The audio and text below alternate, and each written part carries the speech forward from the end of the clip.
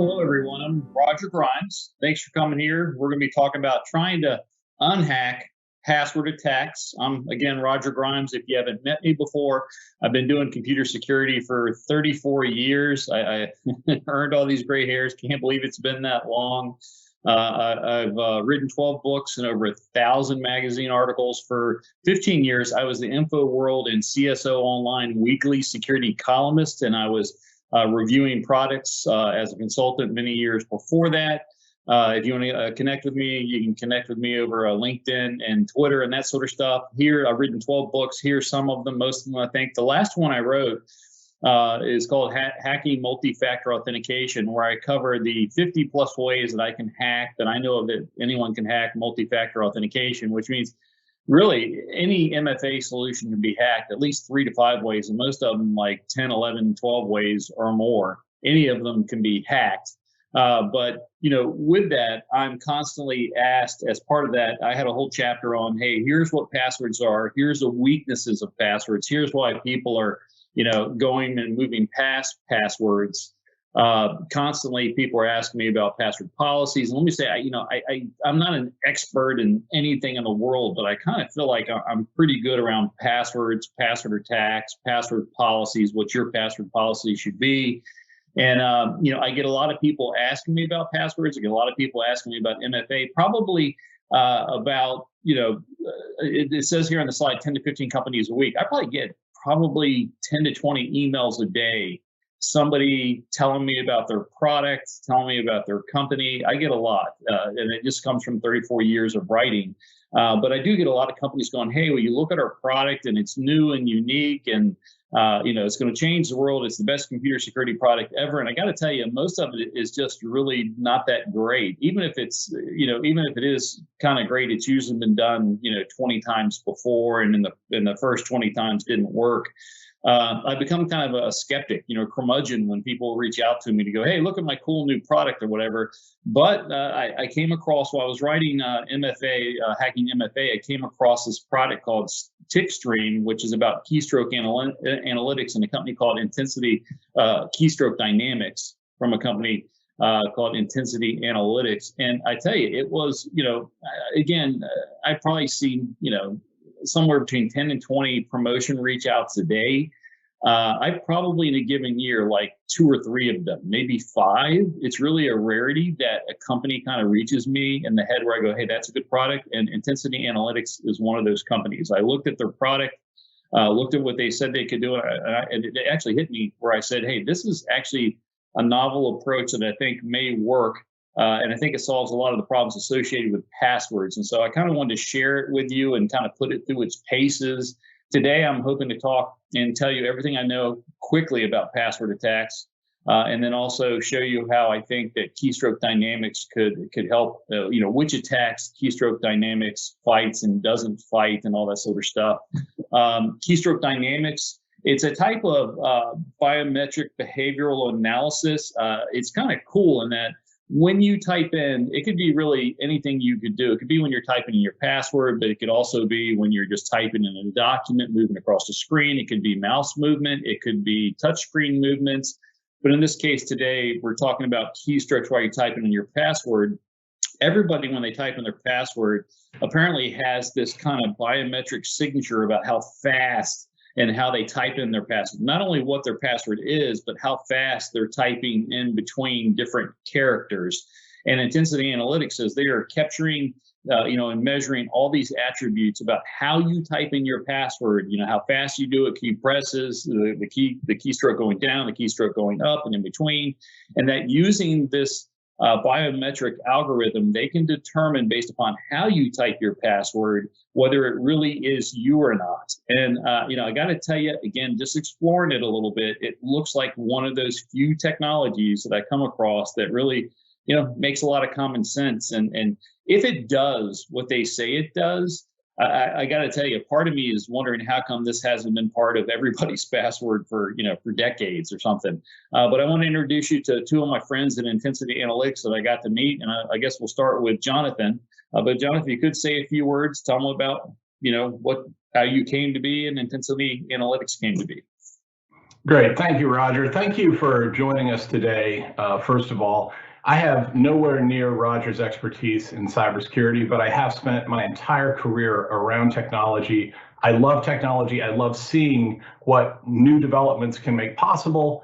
And I also, since my first day in technology, have also seen how the dark side, the misuse of technology can take away some of those benefits.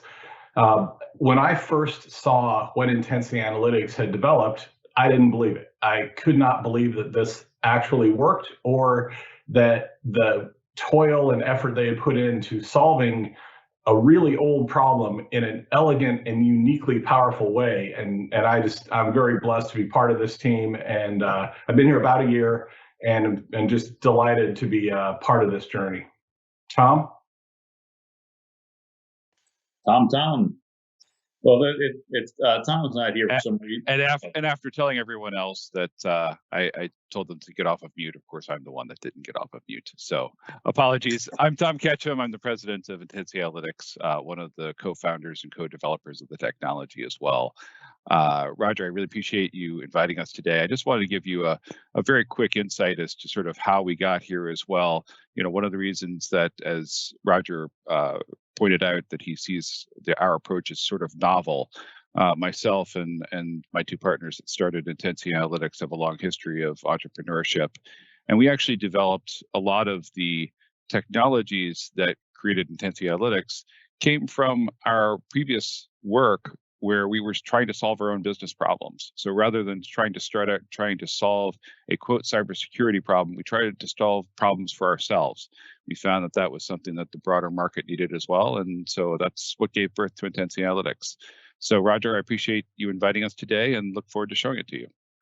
Yeah, and to be clear, you know, I've met Jonathan and Tom setting up this talk, but they're not paying me. I'm not paying them. They've not promised me any enumeration. Literally, my only intent is to kind of introduce you and myself to their technology. You know, it's again, I think it's kind of an interesting one, and I just kind of want to learn more about it. So that's why we're kind of here. So thanks for y'all agreeing to be here and letting me put you through the paces. And the reason why I think it's so important is I read articles saying that passwords are dead and passwords are going away, like, you know, every other week. The first time I saw an article telling me that passwords were dead was around the 1990s, the late 1980s and early 1990s. You know, and since then we've just all gotten more passwords. You know, so you'll read, oh, password is dead. We're all going to MFA. And let me just say, it's not going to happen, not anytime soon. I don't think it's going to happen for another 10 years, if it happens at all. And right now, even though we all have the ability to use MFA, and probably all of us are using one or more MFAs, most of the people I know are using multiple MFAs. They're using an MFA solution at work, maybe to get into a car garage or their house or something like that. Maybe they're using it to pick up their social media accounts or go to their bank account. And so not only do they have multiple MFAs, but they also have a ton of passwords. From all the stats that I can collect, the average person has about 3 to 19 different active passwords that they use, somewhere around over 150 to 170 websites. So if you've got 3 to 19 different passwords, but 150 to 170 websites that you need to log into, there's a lot of password sharing in there. And there's a lot of password hacking going on and people stealing those passwords. So that certainly is a big risk. But, you know, despite those risks, I don't think passwords are going away anytime soon. The number one reason, anytime someone says, oh, passwords are going away, I'm like, what's going to replace it? Because the best, most popular MFA solution in the world, if you could tell me what it is, and I think it's probably, you know, Google authentication, or it could be Microsoft O365 MFA authentication, or maybe it could be the RSA Secure ID. But whatever it is that you tell me that you think it is, or Facebook authentication or something like that, that authentication method doesn't work across even 2% of the world's websites that require authentication, and passwords do. I mean, you can teach a 2-year-old how to use a password, but MFA oftentimes causes problems with adults. So again, I've been reading about, you know, passwords going away and passwords are dead, you know, for 30 years, and it hasn't proven to be true yet. And I don't know of anything, even when you come across a standard like the FIDO standard or something like that, which I love, the FIDO 2 standard now, it works across a lot of solutions, but those solutions, again, don't work across a large percentage of websites when you're considering the internet at large. So I think we're going to be around passwords for a long, long time, and there's lots of ways to attack them. I've got 7 here, 7 different ways I'm going to talk in the next 20 minutes, and I think there's probably even more ways than this. But so we've got a lot of passwords. And there's lots of ways that they are successfully attacked all the time. And what I want to look at towards the end of this is discuss and do a thought experiment to see which one of these types of attacks do I think keystroke dynamics would defeat. So let's take a look at it. You certainly have your physical attacks. The most common one is, we've all been there. We're like checking into a hotel and you see on the whiteboard behind where they had the password there, or it's on the keyboard. The picture I have on the screen right here was actually taken in a state legislature. I've been invited to talk on quantum computing and quantum cryptography and stuff like that. And the laptop that they gave me to present on in a common public area that anybody in the public could go to, it had the username and password posted on a Post-it note on the laptop. And the guy that showed me the laptop, I was like, you shouldn't be doing this. I hope this is a standalone account on this computer and not a network account. And he literally said, if that makes you feel better, sure, you can think it. But we've all seen the video of the politician talking, with their password behind them, or some group meeting. Literally, there's passwords everywhere. Or physically, there could be a physical attack where someone steals like a USB drive that has someone's password document on it. Or someone watches somebody type it in. I think that I love the video I saw. It was like it was a couple months ago, but some politician that was in the U.S. Senate, he was typing in his password to open his phone. And you could just see that it was like 7777777. Like his screen password was just the same number. And the same thing, it was like, I forget who the celebrity was, but it was like Kanye or something. And his password for his cell phone was, like 6666666. And you know what it is? Like their assistants have to get that device up and running and hand it off to their boss so their boss can just use it to post videos, and they don't want it to be hard. They can't use a tough password. So they just put in a bunch of numbers and tell them to use that. But then the whole world sees it in the video, and can take over that sort of information. So physical attacks are, they're not super widespread, but they're pretty common. The most common way that people steal other people's passwords is through social engineering. Social engineering is responsible for 70 to 90% of all malicious data breaches today. It can be that you get sent some type of a phishing email, or they socially engineer you on a website with a malicious JavaScript, or it could be through an SMS text message, or it could be instant messaging, social media through Facebook or Twitter or something like that. Or maybe they call you. A lot of scams these days called phishing voice scams. They go, hey, we're calling you from your bank, and you're being hacked, and we need you to verify something, and we're going to send you a code, and you need to tell us that code. And then the hackers go to account recovery, send that code, and take over that account. So a lot of different ways to socially engineer people out of their passwords. Here's some common examples like, hey, Instagram's telling me that someone's tried to sign in as my account, or I, get a fake email screen. I'm told, I got to log in and pick up an email, and it asks me to log on in. Or this, there's other email over here where they put a fake URL, and I think I'm going to my company account, but it really, instead of it, being the URL I'm used to, it's just slightly off by a letter, or it resides in Russia or China. Very easy. The vast majority of passwords are stolen by social engineering attacks. That's the vast majority of ways that they're compromised. Sometimes password attackers will just guess at prompts. They'll get to an accessible login prompt where you pick up your email, like you're a Gmail user, an Office 365 user, or you have a Cisco VPN connection, and they'll just guess at it. I think the statistic is 80% of people have a password. 87% of organizations have somebody in the organization that has a password on the list of the most 1,000 common passwords. And so attackers will just sit there and guess and guess and guess. Sometimes account lockout's enabled and they have to do it slower. Sometimes they can do it faster if they're doing it against something that doesn't have account lockout enabled. There's lots of hacking tools out there. Here's some examples. Brutus, WebBrute, Cane enabled. The last one on the right is called Hydra. And that is probably the most common one that I see used today. That works on both Windows and Linux, although most people use it on Linux. So Hydra is an open source product. You can download it, tell it what type of login you're trying to do, and give it a password dictionary attack, and it will try a bazillion times a second, or however fast you tell it to do. So most of the time, attackers aren't manually guessing. Usually they're firing off some type of automated tool along with a password dictionary and trying to see if they can guess that way.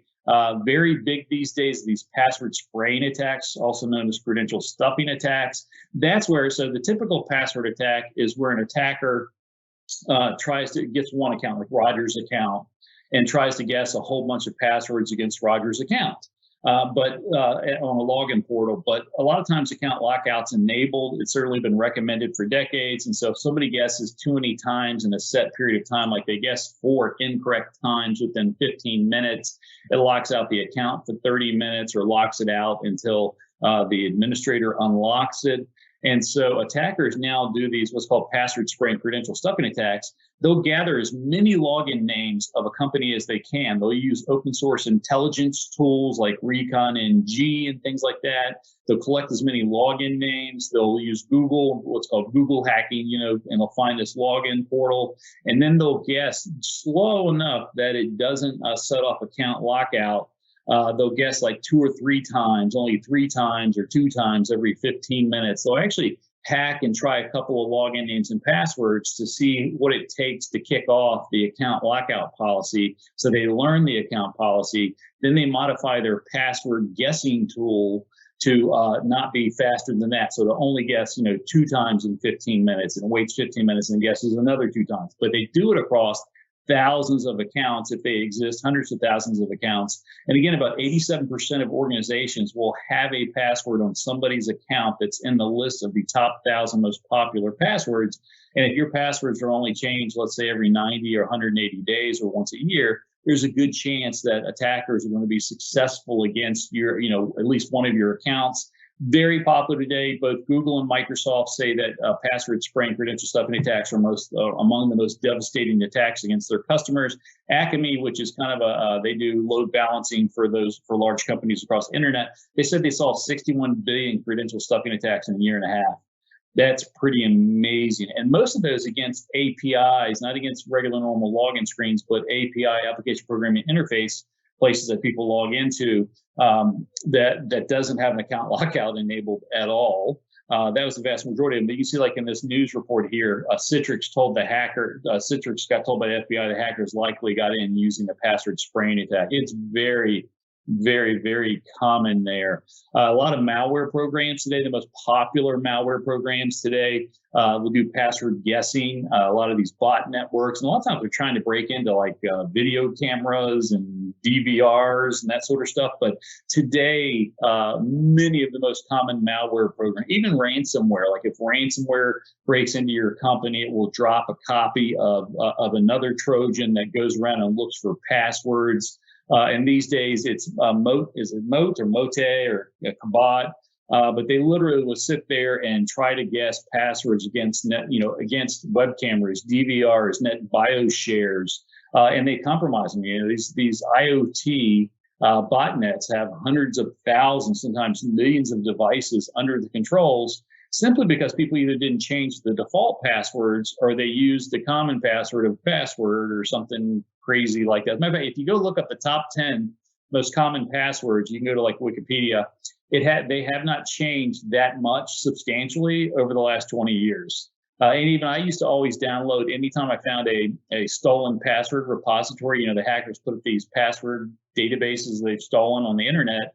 I would download them and take a look at them. And what I was amazed is how people really aren't making their passwords any better. The most common password is password still to this day. And the second most common password is password 123 and, a QWERTY and things like that. It's amazing how the most common passwords don't change. And even if you have a password policy that says you have to have a password with some complexity, somehow these simple common passwords still end up in weird places, on Cisco, routers and VPNs. And really, most complex passwords really aren't all that complex. Usually it's an uppercase character in the first position, usually a consonant, followed by a lowercase vowel, A, E, I, O, or U. If there's a number, it's a 1 or a 2, and it's located towards the end. If they have to use a symbol, it's an @ sign, ampersand, or a pound sign, or exclamation point.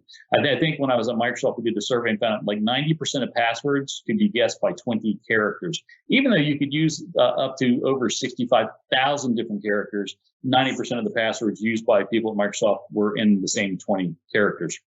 Another type of an attack is called a password hash cracking attack. Typically, for password hash cracking, you have to have had an attacker or malware that gets on a system and they're in as root on a Linux or Apple machine, or they're in as a local administrator or domain administrator on a Windows machine or a Windows Active Directory network. And then they go find the password hash repository databases.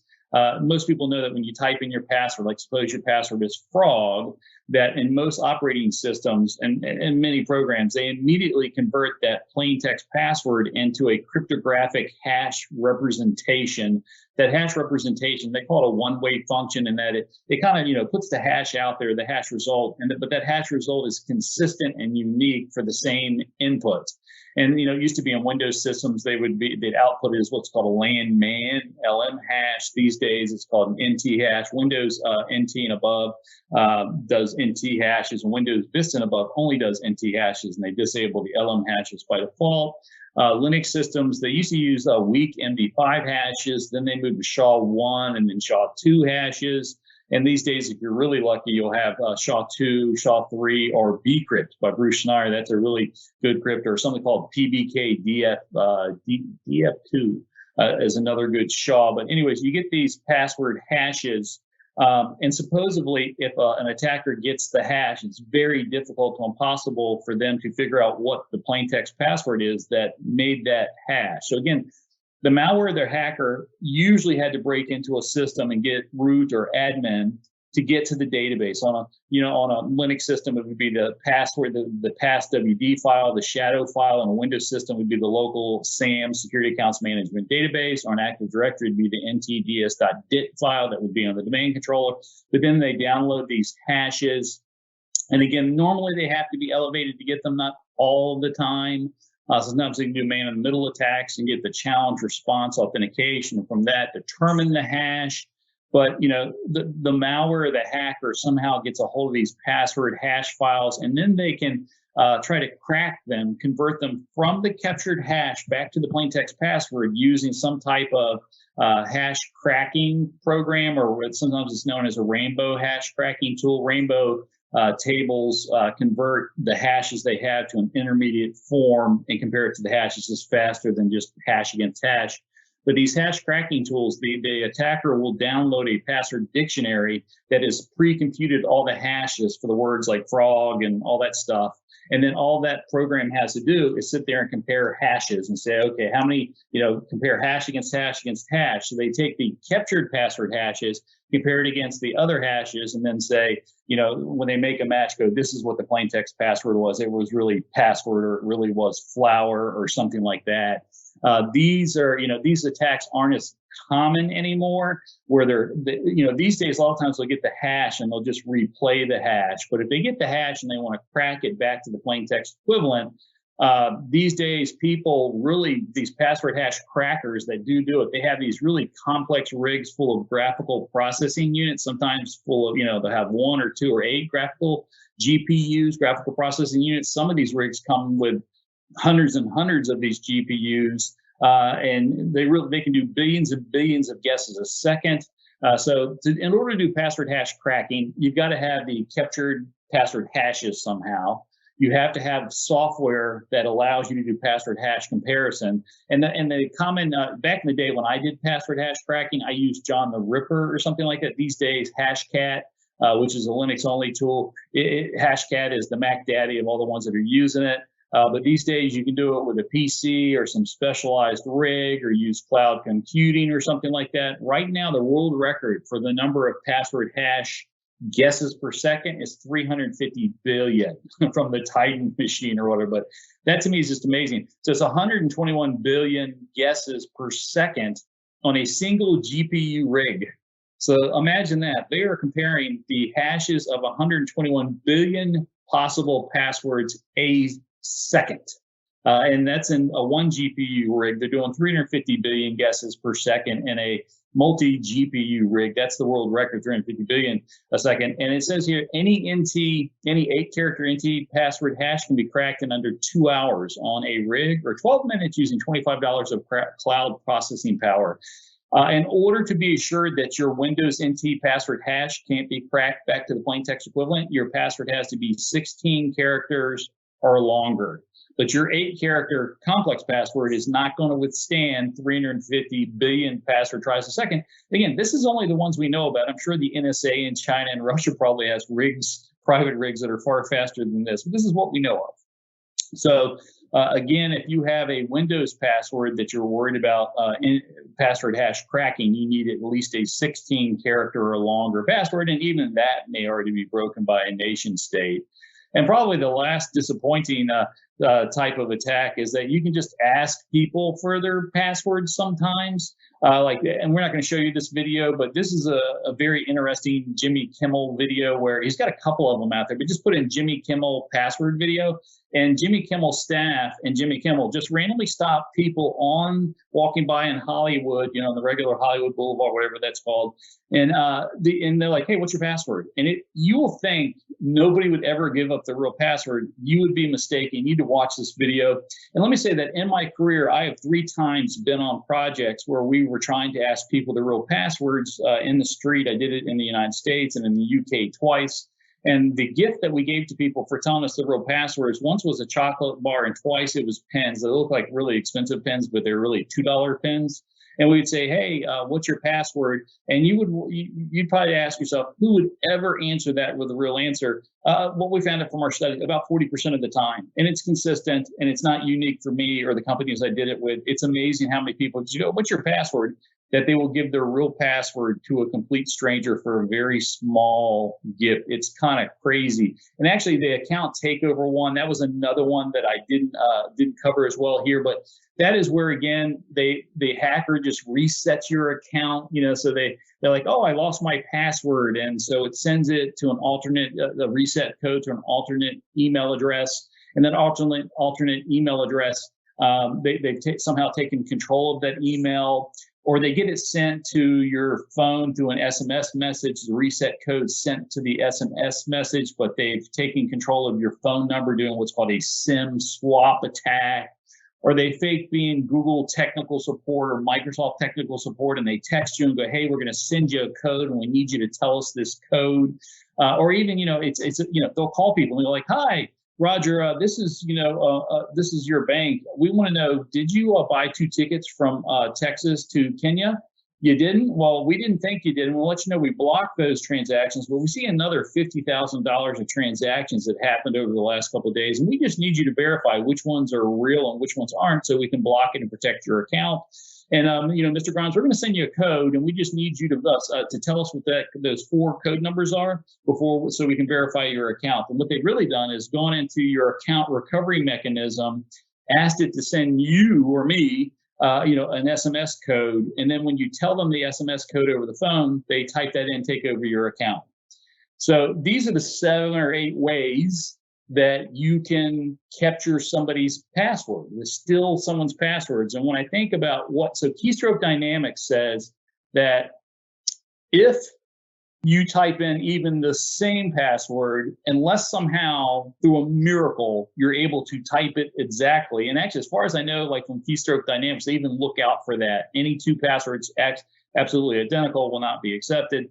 But the idea here is if someone is able to steal your actual password, when would Keystroke Dynamics supposedly help? So in the first 6, and looking up would be, hey, they just look it up on the internet. Like it's already out there in a password repository or something like that. So if I look at the first one, someone physically steals your password because they see it, they social engineer your password, or they guess your real password, or password hash cracking, where they're taking your password. It's already kind of game over because they're in as admin or root anyways, but they get your password hash and they crack it back to your plain text password. They steal your password through social engineering or some other way, or malware, or they look it up on the internet because it's sitting in some repository.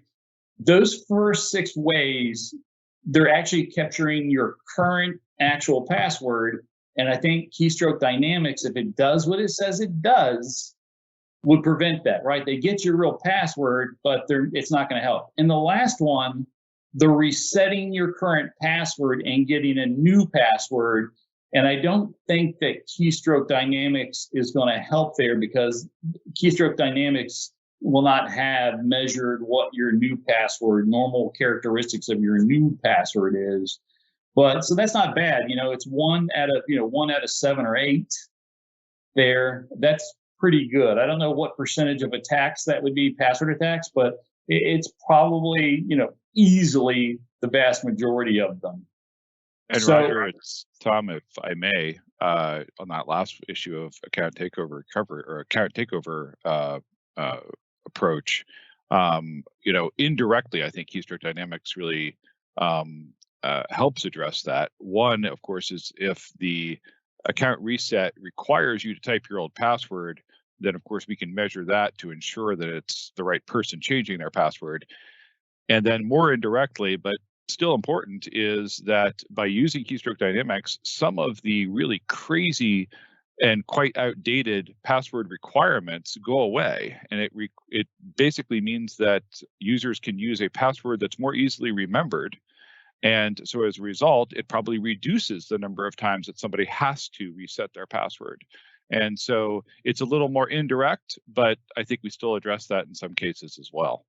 Okay. Yeah, in edge cases. Yeah, I think there's plenty of cases where it probably wouldn't catch it, but I got to tell you, 6 out of 6 or 7 out of 8 is not bad coverage. I don't know any other password defense solution that would come close to this, if it holds true. Well, let's go ahead and kind of put it to a test, show people kind of how it works. So, Tom, why don't you explain what we've done here and take control? Tom's got a virtual machine set up to where your password, I'm going to guess that you're telling me your password is? My password is password, in fact. Okay. One of the most common, as you said. So what we've done is we've given Roger control over a virtual machine here, which you see there on screen. And Roger, feel free to go ahead and enter my super complex password there. Try to make sure to spell it right and everything. And let me put my... And of course, this is exactly how it happens, right? You discover it on my sticky note, as you said, or you've social engineered it, or maybe you've just guessed the fact that I am one of those users that have been dumb enough to actually use password as my password. Okay, so I just typed in password, and it's telling me match. And let me try it again. I'm going to try it again.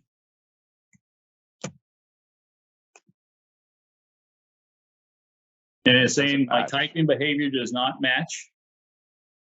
So now I will go and type the same password, and that's it. And it's me. So welcome to Windows, because it is the right person.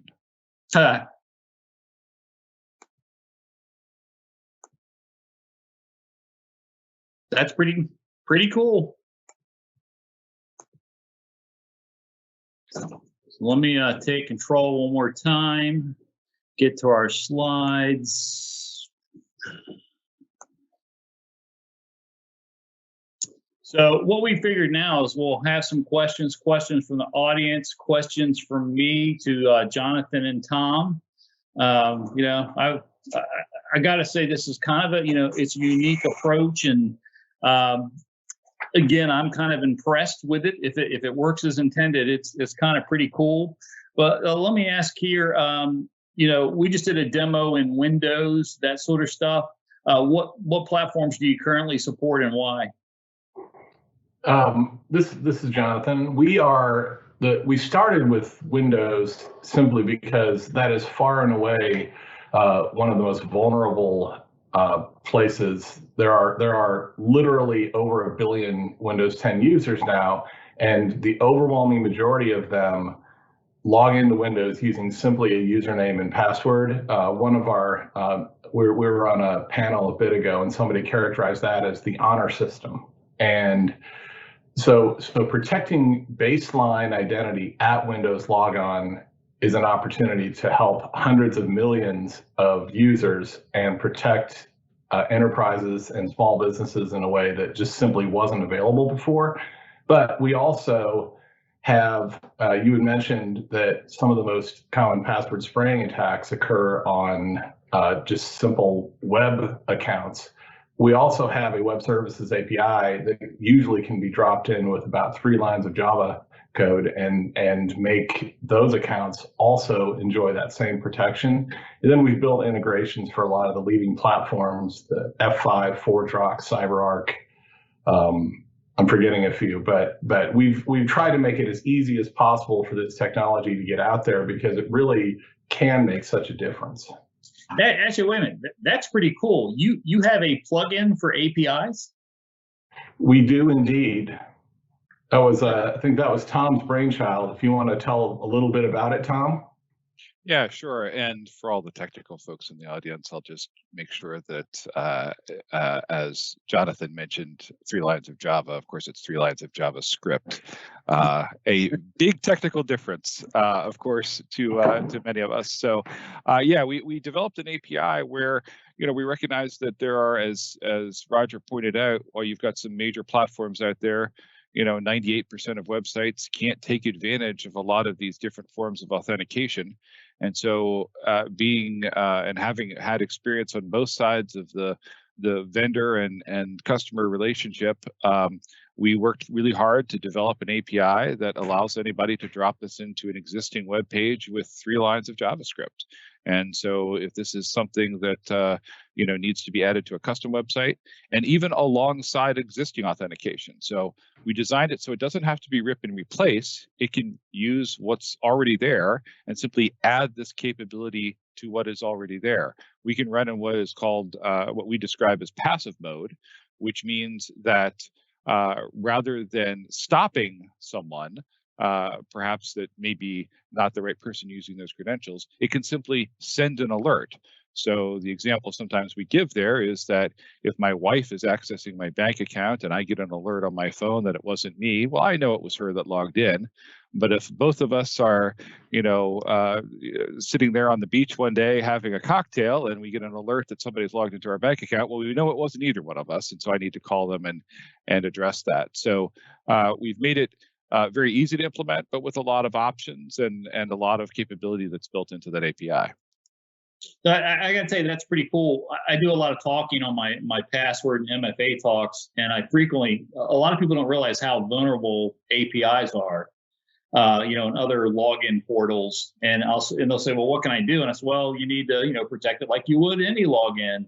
And when they look into it, whatever thing that they're using doesn't have a way, like they cannot enable account lockout. It's just not even a possibility. Some of them can't even do event monitoring on them. It's either out of their control, so they don't see the data, or it literally doesn't pick up the login from that. So that's kind of cool that you can kind of plug this in. So, and again, Acme, I forget the stat, but I think Acme says something like 87% of the 61 billion attempts in a year and a half were against APIs. So that's kind of cool that you may be able to fit that niche. Yeah, and we also can provide that, in several different ways. But the data that comes from that can be provided via syslog, CEF feeds, etc. So basically, any SOAR, SIM system, etc. that's out there, or even custom off-the-shelf products and reporting products like Tableau and so forth can often take in syslog data and so forth. So it's very easy then to consume this information and feed it into an existing SOC process as well. Yeah, and you talked about the passive part of it. These days, the big buzzword, zero trust technology, right?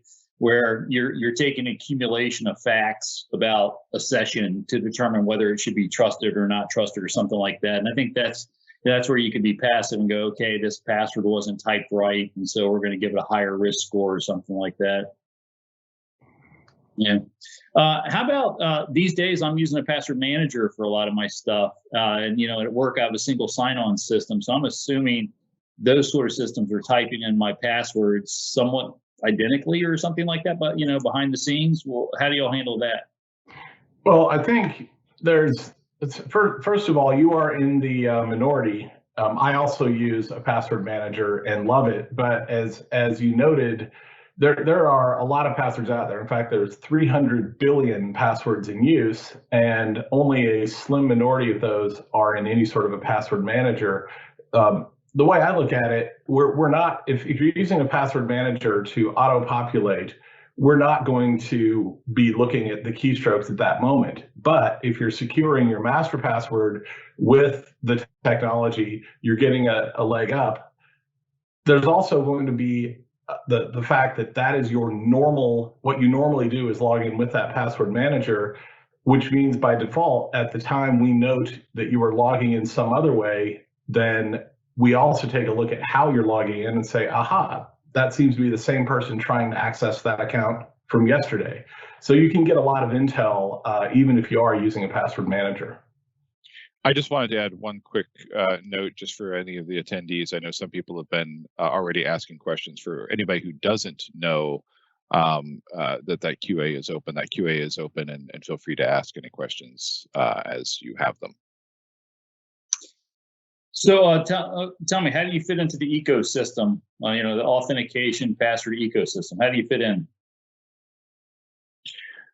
Yeah, so as I mentioned, one of the things that we've tried to do is implement this in such a way that it can run alongside what's already there. And it doesn't require that somebody replace their LDAP or change their existing identity access management platform, et cetera. So, if you're using something like F5 or ForgeRock, if you're using Windows Active Directory, et cetera, we just simply add this capability to what's already there. It doesn't require sort of buying into an entire new worldview of security. And if you're using a process that already uses a token or a smart card as part of it, and maybe there's also a password involved in addition, then this can run just on that. And part of what we also offer through the API is we oftentimes talk about securing passwords, of course, but maybe it's not the password that is the part that is typed. Maybe it's the username. And so we can perform the same kind of analysis and data feed on somebody typing their username as well. So a lot of flexibility in the back end in terms of how it can be deployed. It can be deployed very, very quickly in the case of the TickStream for Windows product, which is the credential provider that integrates directly with the Windows logon. It's a standard Microsoft Windows installer that can be deployed through things like GPO and software automation tools. That can be deployed in a few seconds. The TickStream API, the use there is usually just a couple of minutes to add that to an existing login page. And again, it doesn't have to replace what's there. It doesn't have to replace the mechanism that's doing the authentication today. It could simply add to what is already there. I'll just add something that a lot of people find surprising, Roger, is we don't even know, in the instances where we're installing to authenticate the password, we don't even know what the password is. That is still being authenticated however it was previously. If it's in Windows, it's going to the domain controller it went to previously. We're adding, without creating a new attack surface, because we don't know the password, we're adding a layer of protection that increases the entropy associated with the password, if you will, by orders of magnitude, because instead of just having to know what characters to type in what order, you also have to know how, you have to know and have the physiological control to type them when measured in the 10 millionths of a second consistently with the profile, but never identical. So it really ups the bar, but it fits seamlessly. We're not ever advocating that someone take away a defense they've already invested in. We think that the world's a dangerous place, and you should continually be adding layers to protect yourself. I was just going to underscore a little bit of what Jonathan was saying there. And we use a process sometimes you'll see in some of our documentation called obfuscation, which means that we do encryption, of course, of the data through the entire process and so forth. But of course, any data that's encrypted, as you've pointed out, at some point somewhere, somebody can decrypt that data. We don't encrypt the actions of your keystrokes. We never actually capture the actual keystrokes that are typed. We're just capturing timing information. So, yeah, that blows my mind, by the way. That's whoever thought of that, very thoughtful. I always thought that y'all would have the password. That's pretty cool. Yeah, we have a long history and background in the legal industry and some other industries that are highly regulated and the federal government and so forth. And so as a result, we started out with the notion that we cannot create new content. And in this case, that new content would be a copy of somebody's password, no matter how encrypted or hashed or anything else that it is. And so we really designed this to ensure that it doesn't, as Jonathan just mentioned, create a new attack surface, but instead just creates this new capability and new analysis, but without actually capturing the actual keys that are typed. Okay. Are you all accurate enough where you're saying you would stop every single instance of someone trying to fake somebody else's password? Are you saying that it's perfect? It is, for practical purposes, in literally hundreds of thousands or millions of logins. The answer is yes. It is because it is based on statistics. Of course, there is the statistical possibility of someone getting close enough, but to date, in real world production deployments, that hasn't happened. And we also have there are some tips on password creation that can make it even less probable, just based on putting just enough variation in there that there's some idiosyncrasies. Obviously the way that everyone types 11111 is very similar, whereas the way someone types 16 characters or 12 characters that may be meaningful to them but not someone else, there's going to be a lot more variance. I would add that sometimes I've described this, if I were talking to the hackers, that this is basically the lottery. And it's not that it can't be hacked, but much like the lottery, you can play the lottery, but you're not going to win. And so statistically speaking, of course, it's possible. But as Jonathan said, it's unlikely in any given situation. And of course, what we're trying to do there is devalue the actual possession of having somebody's username and password. Because after all, if I'm the hacker and I try it out and it says it's not going to be authenticated, it's not the right person, etc., depending upon what the message is that comes back, I just move on to the next one. Of course, like most of us, hackers are pretty lazy, and they're going after the easy get. And the password spraying attacks, etc., are going after the ones that are the hits, not trying to go through and reprocess the ones that don't hit. So we really devalue the fact of having the username and password, and sort of take away the importance of that. Okay. Is it too early to ask? We're not completely towards the end, but the costs. That was like what's your cost model and stuff? Sure. We have a variety as particularly in the larger end, we have a variety of options, but sort of a fundamental baseline is, in general, the technology costs less than a dime per user per day. So it's less than the cost of a cup of coffee a month to greatly improve your level of security. Okay. And is it a per user model or per interface or API or whatever? It's tied to the number of users. We have a consumer product, the TickStream product for Windows, that is available to individual users, and they can add that to their home machine seamlessly. Obviously, when you get to the enterprise installations, where a lot of times they're integrating it into their existing multi-layered security environment and into their SIEM or SOAR solution, the user counts get a little broader, but it's essentially based on user count. The larger the organization, the larger the price tag. Okay. How about if you have a system like I know a lot of people use Windows Hello, where now they're just using their face or whatever to come in. How would this integrate with like a Windows Hello workstation? This is really an alternative. Windows Hello is a great convenience in the sense that you can put in your PIN, or in some instances use your fingerprint or thumbprint or your face. However, when you look at how precisely you have to tune those in order for them to not become an inconvenience to users, you've seen a lot of variations in the effectiveness of those technologies, and you've seen a lot of spoofing efforts, a lot of efforts to capture faces with cameras, build a 3D model and try it out, or register new fingerprints. There's a lot of ways around those. Whereas with this technology, there's a much it's what the users are most comfortable doing. Windows Hello has been around a while, but still 90% or more of users want to use a username and password because it's easier. And I say don't fight with the users. Let them do what they want to do and just make them a lot safer.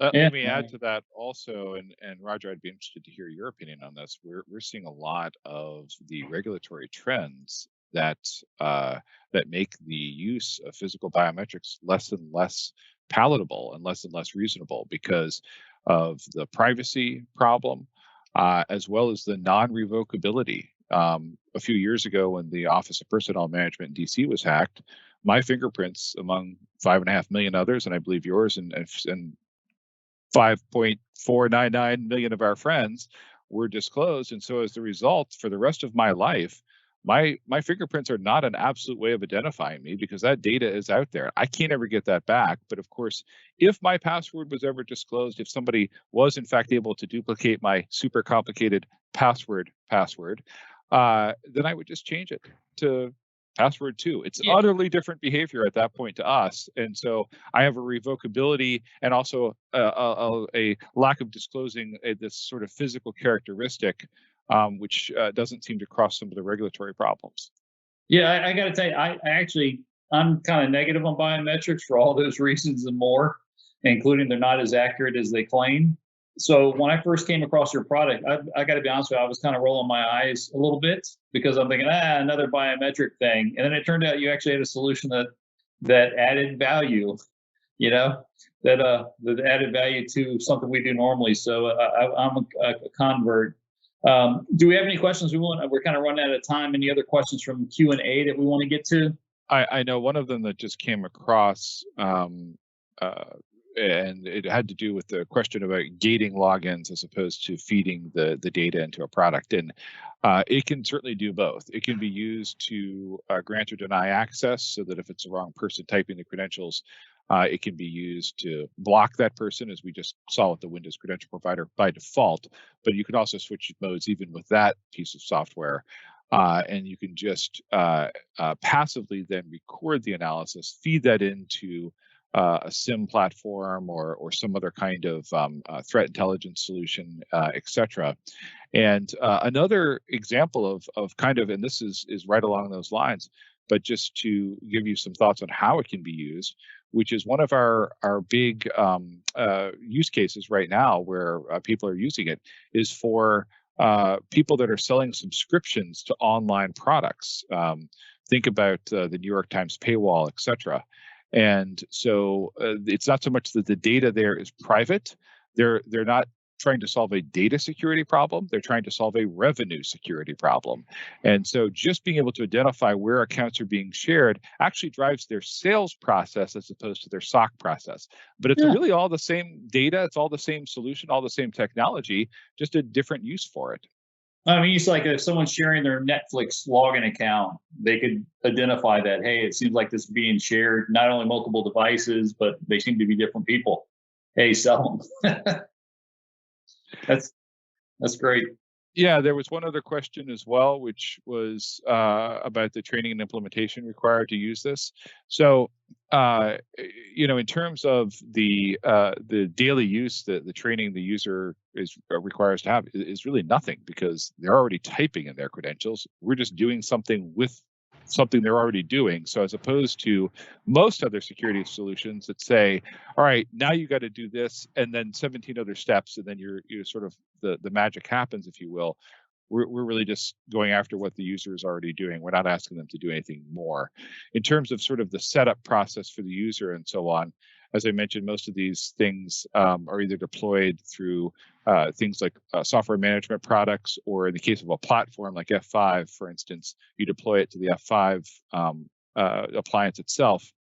It's instantly available to everyone. And then there are two ways for the user to begin to sort of build in that intelligence. One is an active process, as we describe it, where it's very similar to an enrollment, where you go through and you enter your password a number of times, and the system's pretty smart about knowing how many times it needs before it determines it has enough of a model about you. And the other is a completely passive mode where just simply as people organically, naturally log in over a period of time, it builds it in the background. We have a lot of patents around that whole process of being able to determine what the difference between an anomaly and an outlier is. The difference being that, if I sneeze while entering my password, that's an anomaly. But if you were to enter my password during that kind of passive phase, that's an outlier. We can identify the differences between the two types of data. And the real breakthrough in the mathematics and the core of our patents are really based around this initial approach, which is this has been tried for many years, dozens of years, to develop this kind of technology. And the breakthrough that we had was being able to develop an AI process that, rather than trying to fit you into a known model, that AI process actually builds a unique model for every individual person.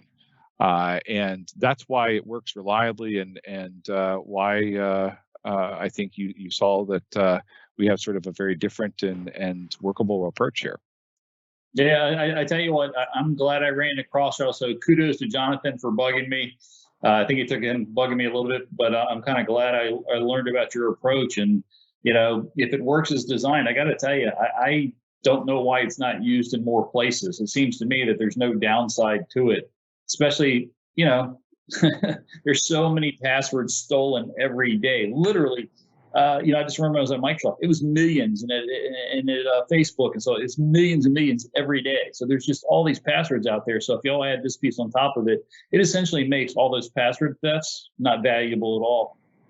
So nothing we'd like more than to frustrate people who worked hard to steal passwords, and for whatever reason it wasn't out there before.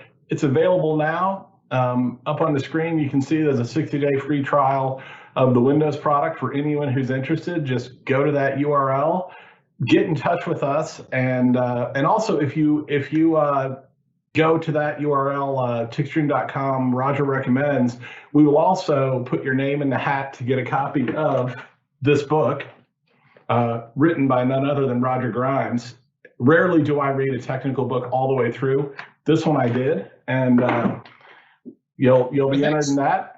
And if you have any other, and if you're interested in any of the other products, any other implementations, get in touch with us. Our information's up there, and we'd love to help you get this sorted out.